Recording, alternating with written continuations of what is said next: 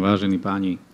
Ja súhlasím, že pre každú obec, občianske združenie a cirkev sú veľmi dôležité finančné prostriedky, ktoré môžu získať od poslancov, od predsedu alebo z výzvy pre región.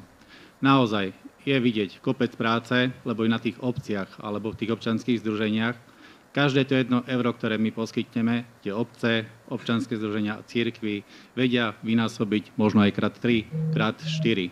Keďže svojím úsilím na tom pracujú a makajú a sú veľmi radi, že im tie finančné prostriedky dáme.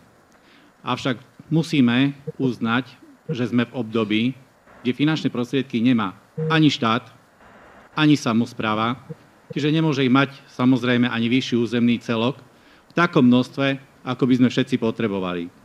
Ja sa chcem prihovoriť za respektíve plán alebo návrh pána Mareka Hrabčáka, ktorý vytvoril medzi jedným a druhým táborom nejaký kompromis a pokiaľ zvážime, že to by sme zvládli, obce, mesta, občianske združenia a cirkvi budú veľmi radi, že Prešovský samosprávny kraj dokázal v tom ťažkom období vyčleniť nejaké finančné prostriedky na to, aby sme im pomohli.